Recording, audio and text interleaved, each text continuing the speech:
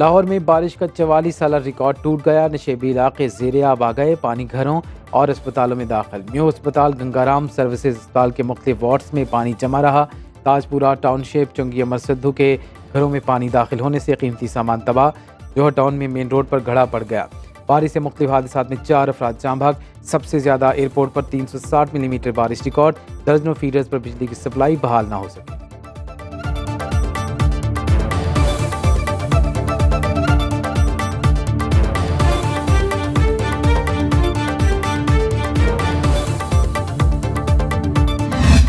चंद घंटों के अंदर जो है वो इस पानी को क्लियर किया गया है।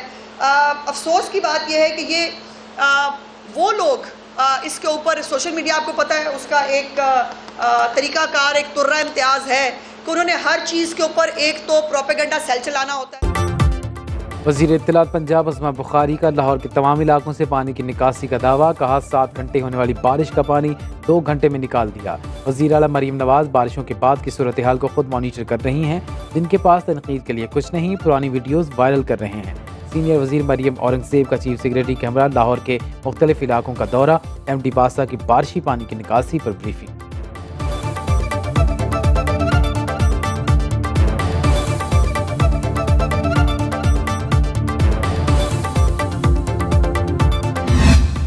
गुजरांवाला, गुजरात, शेखुपुरा, कसूर, ननकाना साहब समेत पंजाब के बेशतर शहरों में बादल जमकर बरसे। रावलपिंडी के नाले में डूबने वाली 20 साल लड़की की लाश मिल गई। दस्का में 16 साल लड़का बरसाती नाले में डूब गया। लिया में करंट लगने के वाकयात में 3 बच्चे जाँ भाग। वजीराबाद, शकरगढ़, करतारपुर और मज़ाफाती इलाकों में मूसलाधार बारिश। गुजरखान राबिता सड़क टूट गई, ट्रैफिक बंद। बरी में मानसून बारिश से लैंडस्लाइडिंग, मुसाफिरों को मुश्किलात का सामना।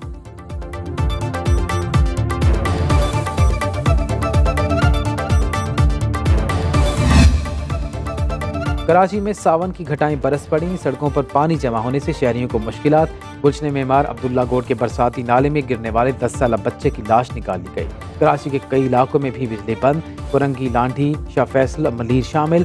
तर्जुमान के इलेक्ट्रिक का कहना है कि बेशतर मकामात पर एहतियाती तदाबीर के तहत बिजली की सप्लाई बंद की गई। बारिश और लोड शेडिंग से PTCL और मोबाइल सर्विस जुज़वी तौर पर मुअत्तल रही। रसबेला में 3 बच्चे बारिश के पानी में डूब गए।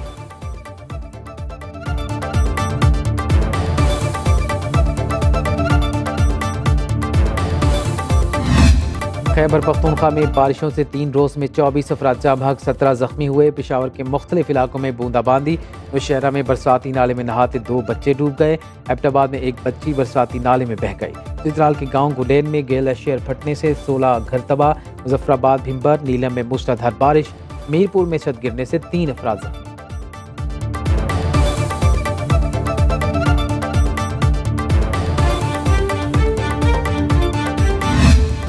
मानसून बारिशों ने नारान कागान में तबाही मचा दी। सड़कें बुरी तरह मुतासिर।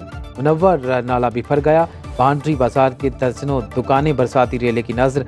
आरजी पुल भी बह गया। जमीनी राब्ता मुनक़ता होने से अशाए खुरोनोश की किल्लत। सयाहों को गाड़ियों के शीशे तोड़कर बाहर निकाला गया।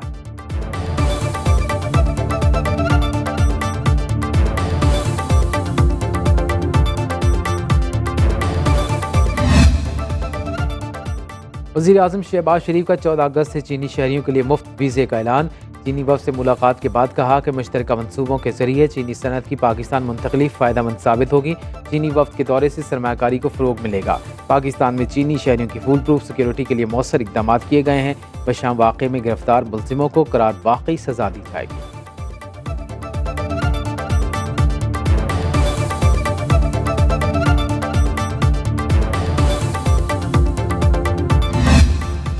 अगस्त 2024 बमुकाम सवाबी और टाइम 4 बजे आपने अपनी लीडर के खातिर वहाँ पे दुनिया को साबित करना है कि पाकिस्तान तहरीक-ए-इंसाफ पाकिस्तान की सबसे बड़ी मकबूल तरीन पार्टी है। तहरीक-ए-इंसाफ का 15 रोज में अपोजिशन जमातों का ग्रैंड अलायंस बनाने का ऐलान। अपोजिशन लीडर उमर अयूब के अडयाला जेल के बाहर मीडिया से गुफ्तगू। कहा 5 अगस्त को सवाबी में बड़ा पावर शो होगा। हमारे लोगों पर झूठे केसेस बनाए जा रहे हैं, इंसाफ नहीं मिल रहा। असद कैसर ने कहा तमाम जमातों से राबते और मशावरत होगी। मौजूदा रजीम की मुखालिफ तमाम सियासी कुव्वतों को साथ मिलाएंगे। मगरबी ममालिक इसराइल की जानिब से कत्लेआम पर क्यों खामोश हैं। फ़लस्तीनियों की नस्ल कुशी रोकी जाए।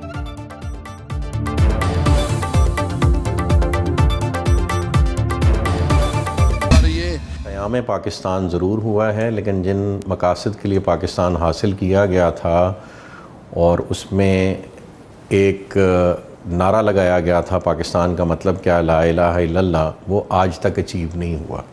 इसलिए हम समझते हैं कि पाकिस्तान का क़याम ज़रूर हुआ है, लेकिन उसकी तकमील का अमल अभी बाकी है, और वो तकमील उस दिन होगी जिस दिन पाकिस्तान अपना निज़ाम मईशत, अपना निज़ाम मुआशत, अपनी सियासत और सारे जो पाकिस्तान के कवानीन हैं वो कलमे की बुनियाद पे रेज़ करेगा। और अनफॉर्चुनेटली हमारे मुल्क में कई कवानीन ऐसे हैं जो अगेंस्ट इस्लामिक लॉ हैं। मतलब या तो आप जमहूरियत पे चल रहे हैं जिस तरह से उसकी डेफिनेशन है, या जिस पे आप चल रहे हैं वो जमहूरियत नहीं है। तो पाकिस्तान में जो कुछ भी प्रैक्टिस हो रहा है वो जमहूरियत नहीं है। मैंडेट सिर्फ़ और सिर्फ अल्लाह पाक के पास है। जब आप अल्लाह पाक का निज़ाम नाफिज करेंगे तो हर कोई अपना अपना एहतसाब भी करेगा, और लोग भी एक दूसरे के ऊपर अल्लाह की शरीयत को क्राइटेरिया बनाते हुए गुफ्तगू भी करेंगे और करेक्शन का मौका भी दिया जाए। खिलाफत के निफाज के लिए सारे स्टेक होल्डर्स से बातचीत करना पड़ेगी। पाकिस्तान में जो कुछ प्रैक्टिस हो रहा है वो जमहूरियत नहीं। चेयरमैन तकमील पाकिस्तान मूवमेंट साद नज़ीर की प्रोग्राम सवालनामा अतहर काज़मी के साथ में गुफ्तगू। कहा, हमारे मुल्क में कई कवानीन इस्लामी कानून के बरक्स हैं। अल्लाह पाक के बनाए कवानीन में तब्दीली की गुंजाइश नहीं। कौम को नज़्म ज़ब्त के तहत अल्लाह पाक के निज़ाम पर चलना होगा। जब आप अल्लाह पाक का निज़ाम नाफिज करेंगे तो हर कोई अपना एहतसाब करेगा। तकमील पाकिस्तान तब होगी जब पाकिस्तान निज़ाम मईशत, सियासत और कवानीन का निफाज कलमे की बुनियाद पर करेगा।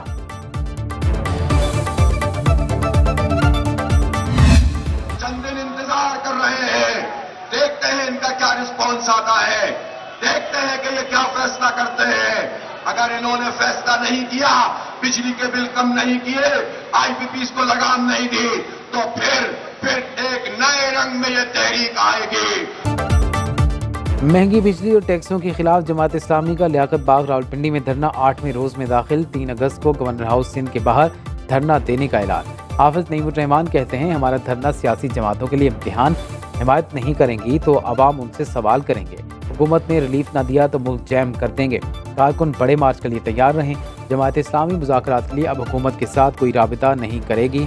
आज कराची की मसाजिद में शहीद इस्माइल हनिया की ग़ायबाना नमाज जनाजा अदा की जाएगी।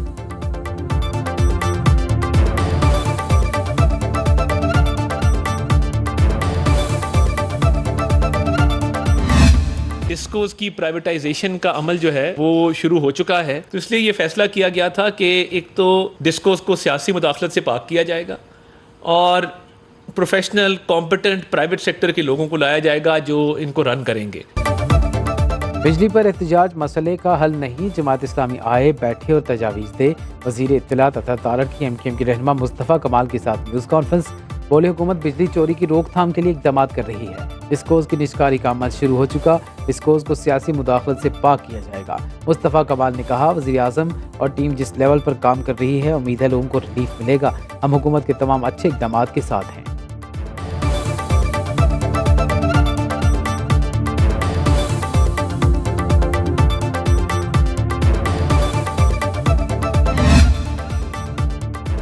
ताजरों ने IPPs के मामले पर सदर से मदद मांग ली। आसिफ ज़रदारी से गौहर एजाज की क़यादत में federation of Pakistan chambers of commerce and industry के वफ़द की मुलाकात।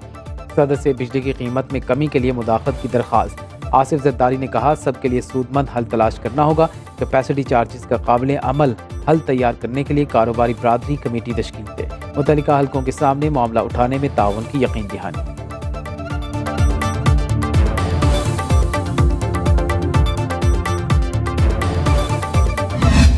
जो 40 लोग जिन्होंने ये IPPs लगाए, पूरी बिजनेस कम्युनिटी आज इकट्ठी होकर एक बात कह रही है कि हम 24 करोड़ लोगों के साथ हैं, हम इन 40 लोगों के साथ नहीं हैं।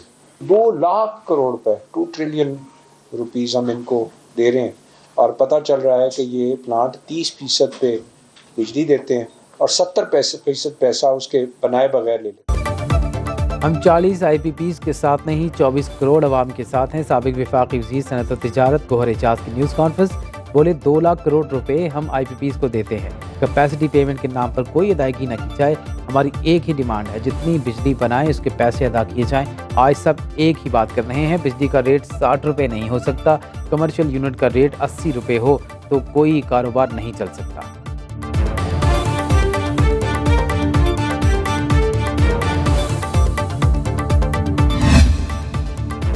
एनर्जी सेक्टर का 5 बड़े पावर हाउसेस को टैक्स फ्री अदायगियों का इंकिशाफ हक़ाइक़ IPPs अदायगियों की सालाना रिपोर्ट में सामने आए। रिपोर्ट के मुताबिक हब पावर 16% सलाहियत पर 260 अरब रुपए अदायगी दे रहा है। एंग्रो को 54% सलाहियत पर 74 अरब रुपए अदायगी की गई। लकी ग्रुप को 28% सलाहियत पर 62 अरब रुपए सालाना अदायगी की गई।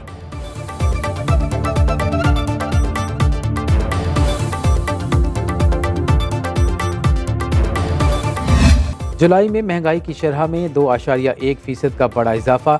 इदारे शुमारियात के मुताबिक एक माह में टमाटर 76%, सब्जियां 30%, खुश्क दूध 17%, दालें 15%, मुर्गी का गोश्त 10% महंगा हुआ। सालाना बुनियादों पर जुलाई में तालीम 13%, सेहत के अखराजात में 19% इजाफा हुआ।